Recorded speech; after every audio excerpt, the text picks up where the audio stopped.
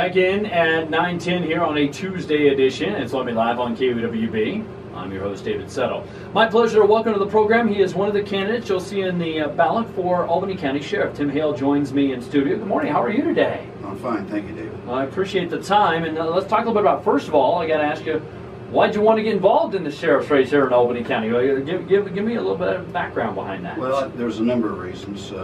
Primarily, I think our current sheriff, this would be his third term. He has stated at the League of Women Voters Forum that he believes in term limits, but not for him.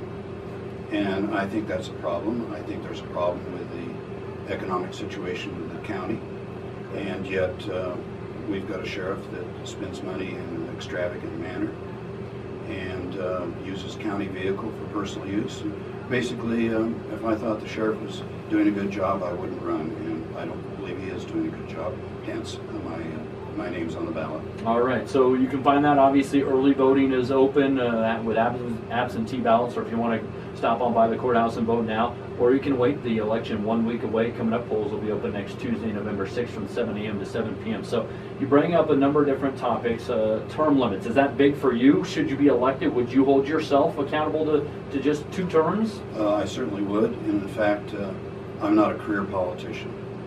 If you notice, our current sheriff, 38 years of government service. I think it's pretty hard to not get into this mode where everything becomes an entitlement. Okay. And an example of entitlement is he uses the county vehicle, county fuel, and uses it for personal use. And in the event that that was necessary, there should be a form of reimbursement that could be easily handled with the commissioners, but no one will touch it. And meanwhile, we're laying off county employees and cutting services to the public. I think that flies in the face of logic. So you kind of bring up a point of maybe not quite the checks and balance that you would like to see maybe at the county level of government in that regard. I brought up at the county commissioners meeting that it was my understanding that our sheriff lost his ballistic vest. These are very expensive items. They were completely silent. They never said there was a police report, it was reported stolen, we're going to request him to reimburse the county. These items are expensive equipment that's checked out to staff and the sheriff, and just because he's an elected position, I don't see that he should be held accountable and have to reimburse the county for losing the vest. We're talking with Tim Hale, candidate for Albany County Sheriff here in 2018.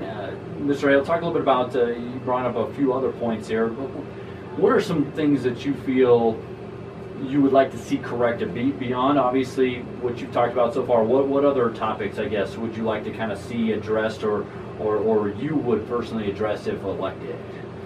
I think there's been an issue of how quickly the sheriff's office responds to complaints. Okay. I know of situations where people in the county call regarding trespassing, and the sheriff deputies don't even show up. And I think people in the county deserve more. I realize that the bulk of the voters come from Laramie, but that's immaterial. This is supposed to be a county position, and I think they've been negligent in that regard. I also believe that there's been issues with our sheriff eating at the detention center at the taxpayer's expense. And I believe that this is wrong. If he does want to eat at the detention center, he should be reimbursing the county. Okay. You brought up the response or lack of response when it comes to some of these calls. Is that something that you would address from a personnel standpoint? I'm talking about the number of deputies. Would that help the situation? Or I guess where's the balance from a cost standpoint on that? Clearly there is a plus and minus there. The more deputies you have, probably improve your response time. However, if you look at our current sheriff's training and all the trips he goes to, when he's on these missions to DC to shake hands with the president and to speak about all these homosexual forum meetings that he goes to, he's not in Albany County, he's not doing his job. Okay. So this is something I think that the sheriff could personally address and streamline and detail the staff so that response time can be improved. Give me your background a little bit in terms of, what you feel, kind of qualifies you to be sheriff here in Albany County. Well, number one, this has been an issue. It's been brought up many times. State statute does not require a sheriff to be a certified peace officer. And I might add, when Mr. O'Malley first ran for sheriff, he was not a certified peace officer, and he had to go to Douglas and get certified. So if he's capable of doing that, I'm sure I'm capable of doing that also. Okay. And I believe that is important to be a leader there, to be a certified peace officer. I've lived in Albany County. I was born and raised here, okay, for the most part, and this is my home. And I'm very discouraged that the county is having economic problems, and yet, based on the spending that I've seen with the Sheriff's Department, it's nothing less than extravagant, and I think that needs to be addressed. They have jet skis and numerous equipment that I'm not sure is being used other than in the parade in the summer. Okay. We're talking with Tim Hale, candidate for Albany County Sheriff, on the ballot right now. And of course, again, early voting, absentee ballots are available. And then, of course, you can wait to vote next Tuesday. Polls will be open 7 a.m. to 7 p.m. here in the county. What else have you talked with citizens out in the county about? What's kind of been brought up to you as maybe some things residents in Albany County would like to see when you've been out on the campaign trail here in the last little bit?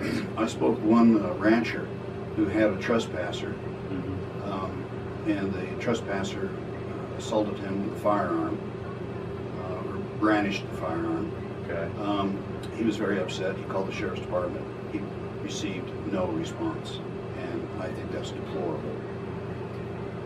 Anything else that's been brought up in terms of conversations? Any other topics that, in terms of that you feel are important when you look at the race for Albany County Sheriff right now? When you look at the number of committees and presidents of sheriff associations and all the things that my competitor is bragging about, notice there's nothing in there that ensures his integrity.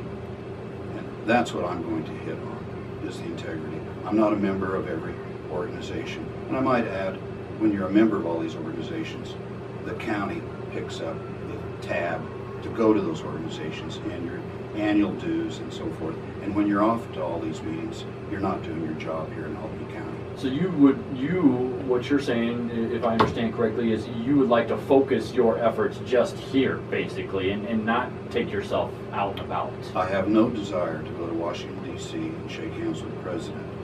I think there's been entirely too much hay made over this Matthew Shepard incident. Mm-hmm. It's unfortunate, but we need to move on.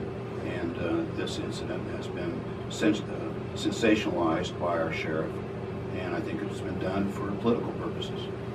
Anything else in terms of your message you'd like to get out to voters here this morning as we're 1 week away? I would appreciate a chance to serve the public, and that's my first priority. All right. I appreciate the time this morning. Best of luck to you. We'll see what happens coming up next Tuesday. Thank you, David.